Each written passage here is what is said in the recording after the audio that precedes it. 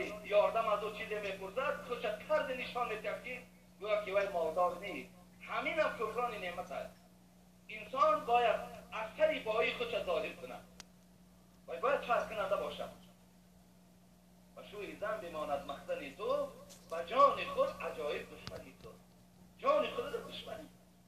بسیاری ما شما باور کنید خلاصه برای یک بار بازار روید، یک فاحشه که معقول است، امکانیت دارید، هرچه اگر 10 یا 15 تومن قیمتش گوید امکانیت هست، همه را نمی‌خرید که جانت راحت کند یا نوش جانت کنی.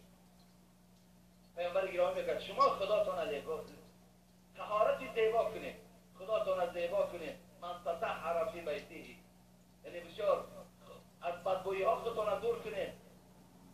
باید آدم مؤمن و مسلمان وقتی که با یکدیگر زیارت میکنیم از بدن ما و شما بوی عرق بدن، بوی چرک لباس، حتی شما عبارای مختصر را ببینید و فی ثیاب البذة، حتی عبارای مختصر میگه اگر لباس میگه اگر چرکین باشد، ببینید لباس چرکین باشد، در این گونه لباس چرکین نماز خواندن مکروه است.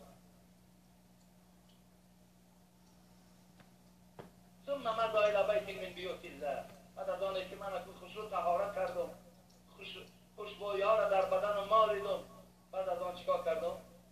ثم مشى الی بیت من بیوت الله، بعد از آن اراده میکنم که فلان مسجد میرم و نماز و همجا با جماعت میخوانم. پیامبر گرامی چی میگه؟ كانت خطواته احداها تحط خطیئه. برادر عزیز، از همین خانه برآمدم و با اهل عیال گفتم که خدمتتون به خدا من مسجد رفته ایستادم. همین یکم قدمی که پیامبر میگه گذاشتی به خاطر مسجد، به خاطر نماز با جماعت، تحط خطیئه، چند سال، 10 سال، 20 سال، 30 سال خطا کردی، پروردگار قدم اول ده همشون نابود میکنه.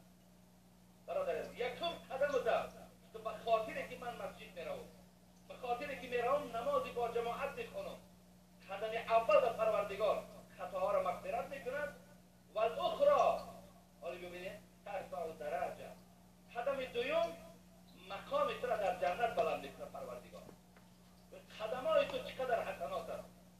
و نکتب ما قدموا آثاره.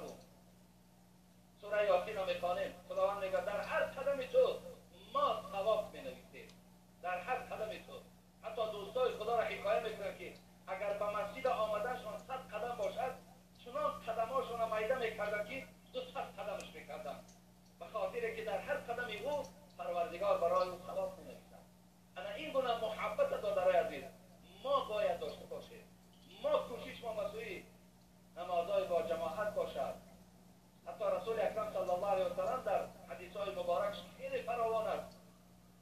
صلاة الجماعت خیر من صلاة الفرد ب27 درجه.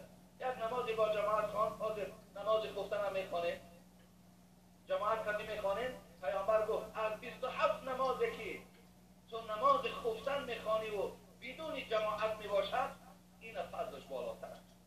اگر در یک روز شما 5 وقت نمازی با جماعت خوانید و 27 ضرب کنید 135 نماز خداوند ثوابش برای شما میدهد. 135 نماز کجا؟ 5 وقت نماز کجا؟ به خصوص آن گزیده 2 صحرا، صوفی علیار در کتابش میگن، به خصوص آن گزیده 2 صحرا، خاتم انبیا حبیب خدا، وقتی آخر که مان از پا باز، گوش او را رسید بانگ نماز. وقتی که از پا مان حضرت دیگر قوتی به مسجد آمدن نبود، گوشش را میگه یکی اذان رسید، گفت بر مرتضی مرا بردار، جانب مسجد جماعت آر. مرتضی که به خادمی سرداشت، مصطفی را به پشت خود برداشت.